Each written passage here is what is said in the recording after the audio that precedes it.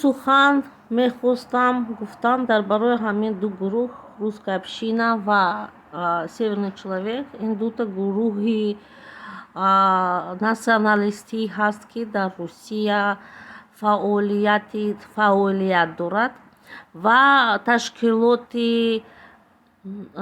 ҳарбӣ ҳаст. Ташкилоти ҳарбии ноқонунӣ, яъне нелегальное или незаконное военное формирование дар даруни Россия ҳаст. Ва ё парчам доранд, лидер доранд, яроқ доранд дар даст, военный подготовка мегузаранд дар территорияи Россия. Дар ҳар як шаҳри Русия формирование худ дорад. Яъне гӯям, ки дар ҳар як шаҳри Русия отделение дорад, ё гӯем, ки вай чӣ хел номаша гӯям правилно, да, группа. Ҳар як шаҳр группа дорад, яъне майда гурӯҳ дорад ва ташкилоти онҳо ҳар хел гуна кор мекунад дар ҳамон территорие, ки ваё ҳастанд. Ва гӯям, ки ин ташкилоти ғайриқонунӣ ҳаст ва ба ҷое ки Россия ин ташкилотро, давлати Русия ин ташкилотро нобуд кунад, баръакс дар Русия давлат ин ташкилотро ёрдам мекунад барои паҳн шудан, калон шудан аз рӯи давлат. Ин гурӯҳи абсолютно гурӯҳи националист ҳаст. Ва ин хелин гурӯҳ бисёр аст дар Русия. Марҳамат.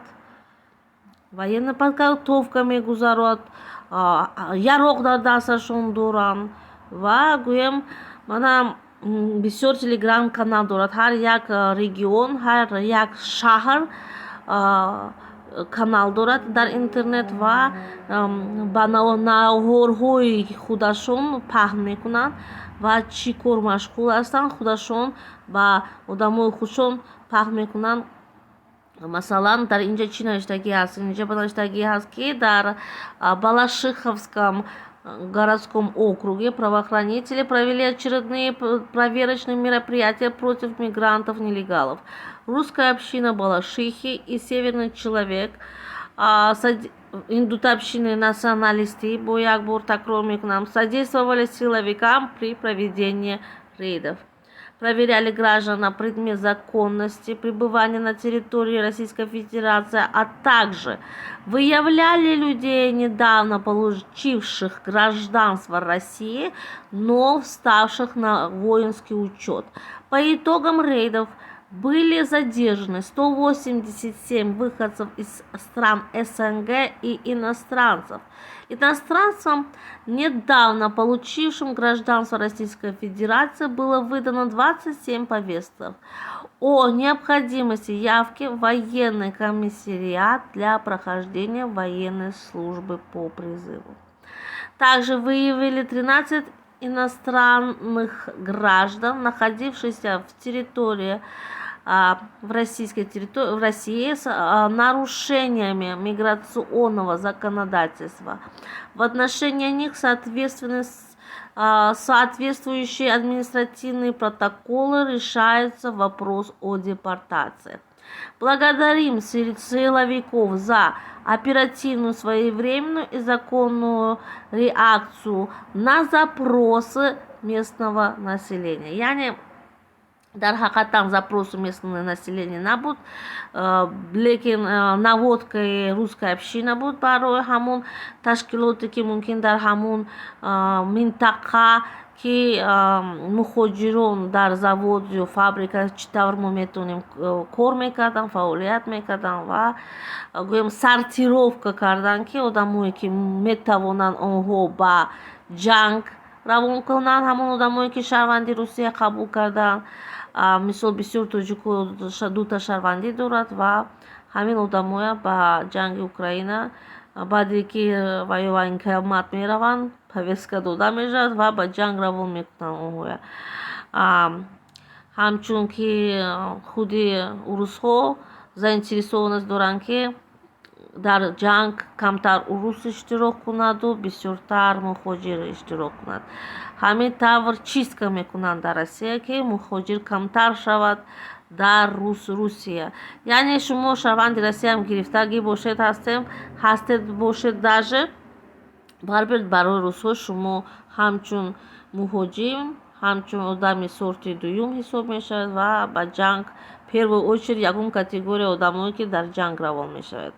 Яъне хоҳед нахоҳед ба Русия дар ҷанг шумо равон мекунад. Ҳамин ташкилотҳои ғайриқонунӣ дар Русия иштирок мекунад ва ёрдам мебиёд ба онҳо аз чортараф, яъне аз давлати Русия.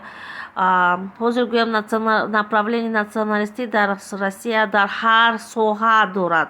То есть дар законодательный область дорад, дар парламент гӯям государственная дума чанд кас националист ҳаст, ки қонунҳои националистӣ пешниҳод мекунад. Гӯям чанд нафаре ҳаст, ки дар исполнительная власть аз одамои калон, ки онҳоям идеология националистия пешниҳод мекунанд ва вуҷуд дорад. Ва гӯям законодательная, исполнительная части и судебная часть ҳаст одамое ки националистҳо ҳастанд ва муроҷиатҳои муҳоҷир ба ҳеҷ куҷо намеравад.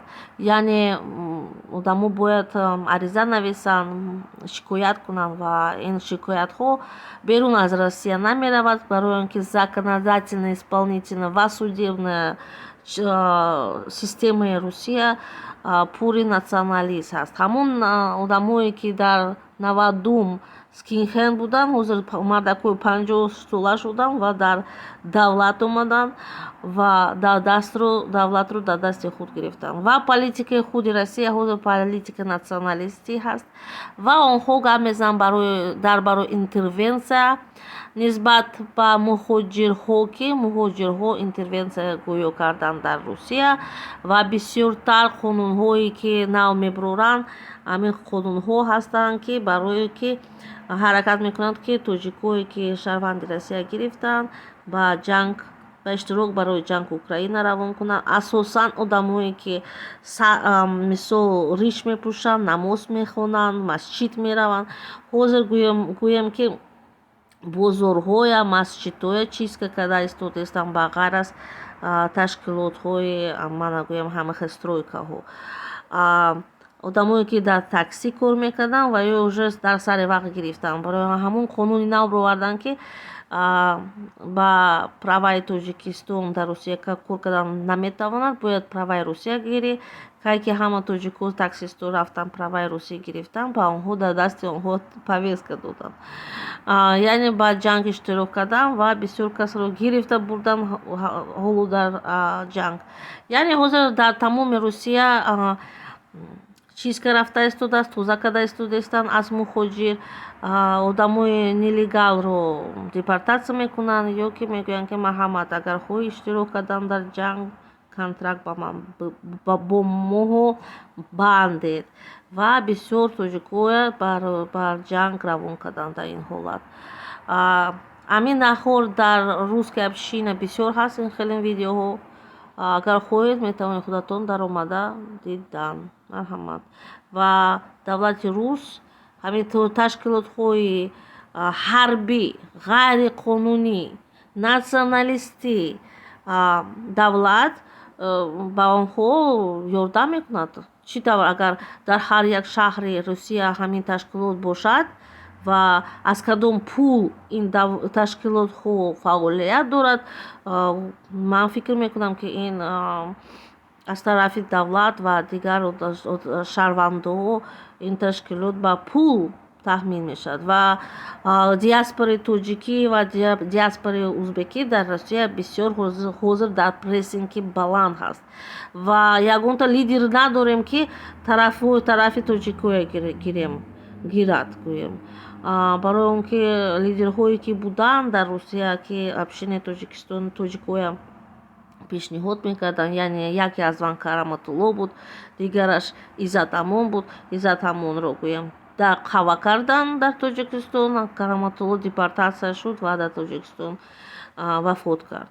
Яъне ҳозир гӯем ки общинаи Тоҷикистон, тоҷикҳо дар Русия беҳуда мондааст ва общинаи ва ё русҳо общинаи тоҷикоя дар Русия нияти қир кардан доранд, нияти нобуд кардан, ки община набошад, яъне гурӯҳи тоҷикҳо ва набошад ва масҷиду дигар чизҳоро мехоҳанд маҳкам кардан ва одамое ки мехоҳанд ки намоз хондану риш пӯшидану сатр пӯшидан, онҳоям утилизатсия мешавад. Рости гап аздаҳани худи националистон гап омадааст, ки мо ин одамоян агар онҳо дар Тоҷикистон дар кор нестанд ва Тоҷикистон ин одамоян қабул кардан намехоҳанд, мо медонем чӣ кор ба ин одамо кунем. Яъне ҳазор одамо равон мешавад ба Украина ва беҳисоб мешавад ва дар статистика намедарояд. Ва албатта ягон кас тарафи ин одамоя намегирад, на тарафи Тоҷикистон, на худи Русия, одамое ки дар Русия. Яъне ин одамои бесоиб, мардуми бесоиб, ҳамчун ман пеш аз он гуфта будам. Ташаккур ба диққати шумо.